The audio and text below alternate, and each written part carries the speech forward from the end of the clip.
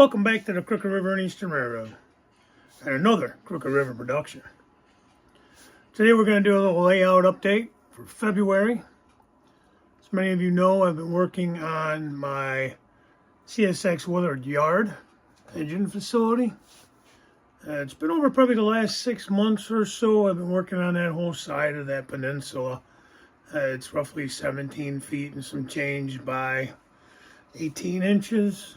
So I'm going to turn the camera, I'll show you what I've been doing, and hopefully you guys enjoy. So stay tuned, I'll be right back.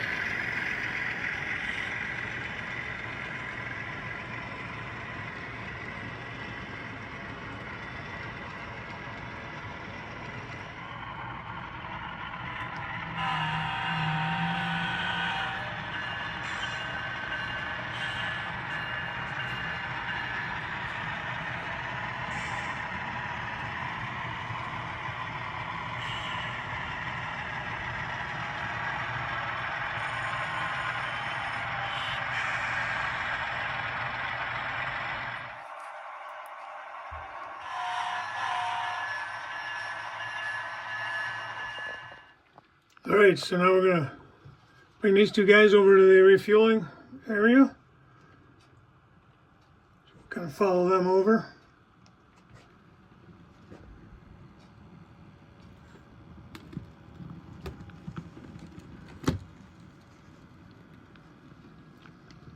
You guys hopefully remember the video I did on the switch tower in this area here. Added some detail, some trash.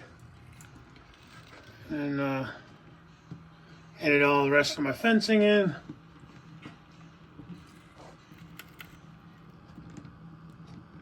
Whole bunch of different bushes and shrubs and grass.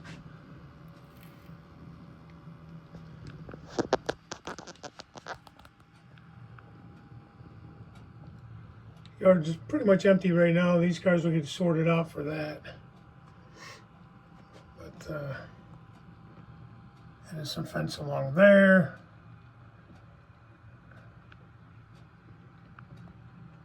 More grasses. Just a little detail stuff, guys. Just kind of brings the scene alive. So a lot of little trash and papers and stuff laying around. And then here we go. This is what I've been spending a lot of time on the last, I don't know, week or two.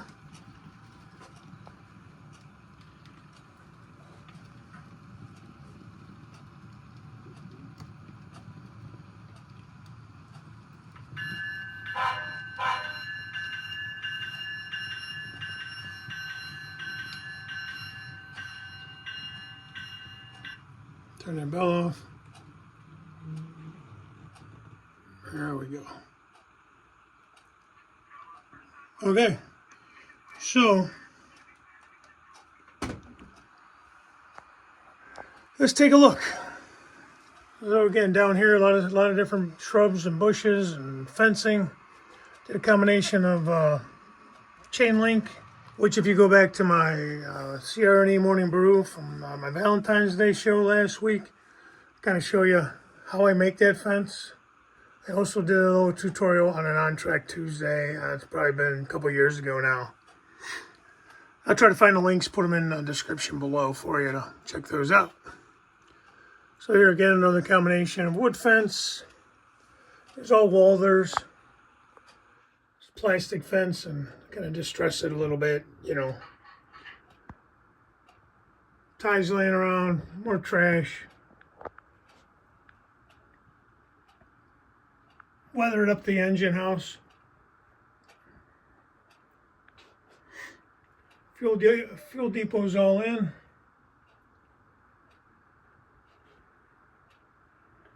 And I have my unloading rack here for my fuel tank. cars, as well as my 2-bay hoppers for the sand tower there, sand storage. Piping in there, move this out of the way. So these hoses were an idea that I got from the New England Industrial Railroad. Paul's the one that actually sent me a video on how he did them. So I'll try to link that as well. I gotta remember to do all these links. So this is all, the piping in that is all from a Walther's piping kit. And combined with some of the parts from this silo from the Walther's plastic pellet kit. Along with a lot of other parts. A lot of kit bashing on this job here. More weathering showing up there. Move these cars down. More fence show off here. Some tires. Just a little bit of this, a little bit of that, you know. Gotta make it look like it's used. There's my fence. I got it all the way going down.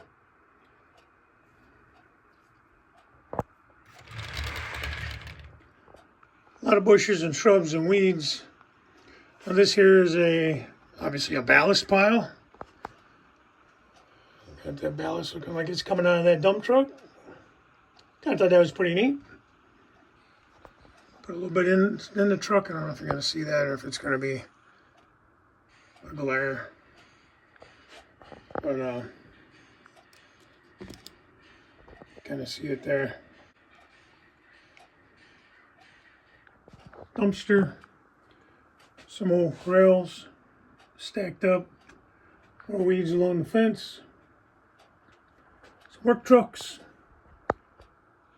That's the thing, guys. I mean, this is about as done as I'm going to do it for now, but there's so much more I can add details wise, and just shrubbery and weeds. And now this I made out of a container, 45-foot container. Kind of kit bashed that as well from parts of other things. I put the cement blocks underneath it. Did some weeds and all that. Parts from like a Pike Stuff kit. The railings and the stairs, the doors and windows are from Pike Stuff. 3D printed air conditioner units. Again, more weeds kind of growing underneath the truck. Or underneath the container. This out of the way a little bit so you can see that.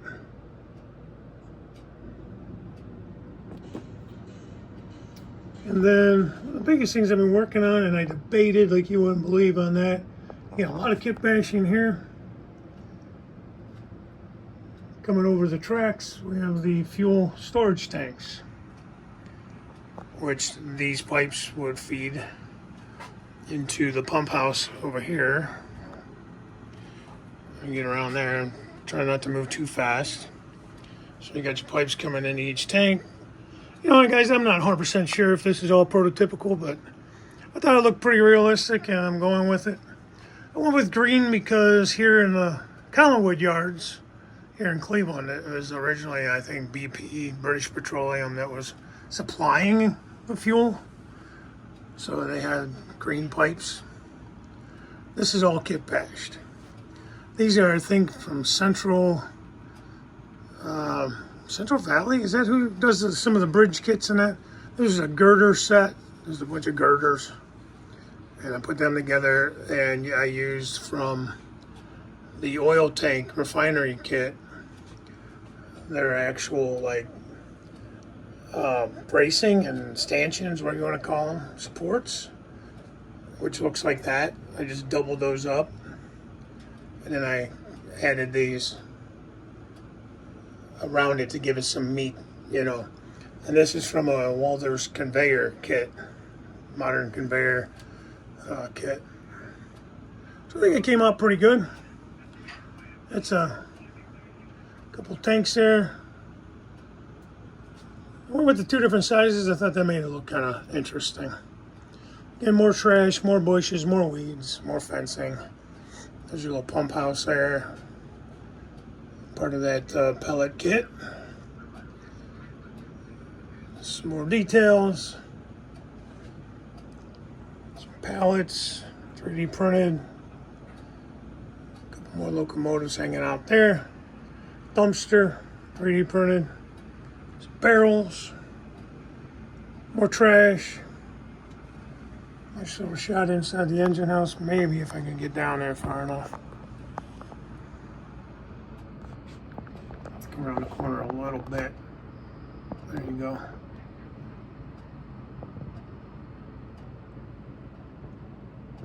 Not too bad, not too bad. That's a really nice kit. I can't remember who told me they just bought it on my show last week. They bought it. And it's a nice kit. It's got a lot of detail. A lot of that stuff in there is 3D printed though, like your racks and your compressor, toolboxes, stuff like that. I added extra. So weathered that all up, back this back out, put some decals on it. Kind of made them faded and what do you call it, like they're peeling or whatever. Some more bushes and fencing, and you know, you look at it and it's like, man, the time it takes to do this stuff is insane. It's fun though. I enjoy it. Scenery is probably my favorite part of the hobby. One of my favorite parts anyways. And I kind of came here and tried to hide the end of the backdrop. Just kind of looked funny the way it was just like ended. So I tried to put some trees and bushes and that. Then you come around here to where it ends, and then you go into this nightmare that I'm embarrassed about. This I need to get going on. This is the last area of track I really need to lay. It's a whole nother thing. I don't know when I'm going to get to that, but feeling pretty good about this. I'm going to run you back through this way. Just get a little bit of a view from this direction. So you have your main line. And this is your arrival line, basically, coming into the yard. I added a couple of little trees, and then I didn't want to get too carried away. Being it's right on the edge of the back, or right on the edge of the layout here. These are pretty sturdy.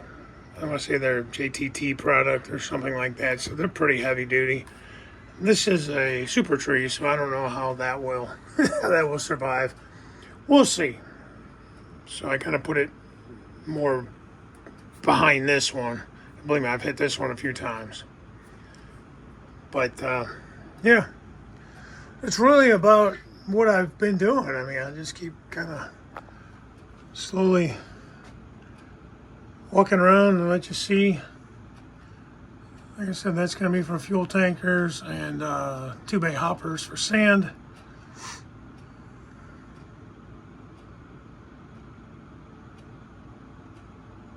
I'm pretty happy with things, you know. The little papers in that are just that. They're papers. I took a scissors and I just cut them up as little as I could. And just kind of, they're really not even glued down. I just kind of put some in my hand and just kind of blew them out of my hand and just let them kind of fall where they went. Tried to line them up, you know, on the fence line and stuff. You know, where the wind would have blew them, and then they get stuck on the fence, you know. So, I may put a decal on this. I need to weather that up a little bit. Might weather the tanks a little bit. I kind of like them, they're nice and clean, but we'll see. I did do a little bit of a berm. Probably not as prototypical as it should be, or as high as it should be, but you know, you got to kind of use your imagination and work with what you have. You know how that goes. Little modeler's license or whatever.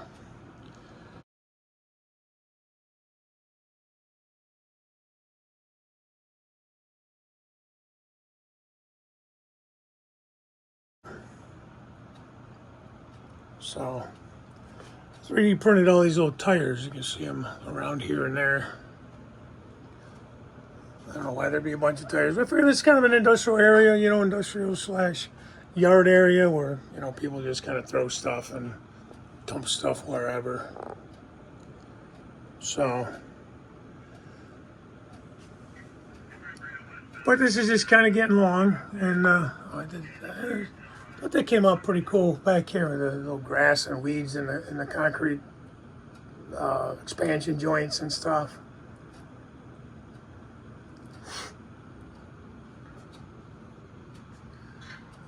out this way. A bird's eye view.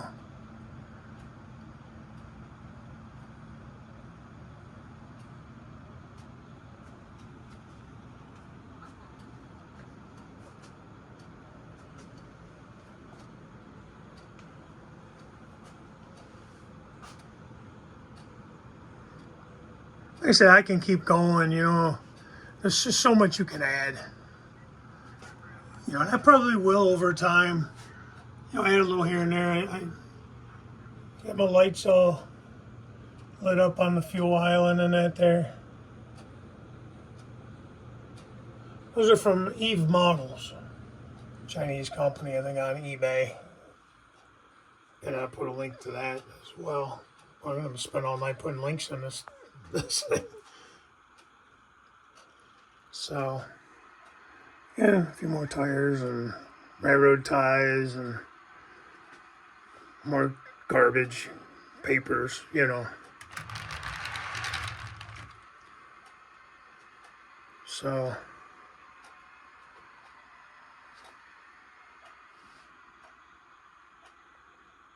fence.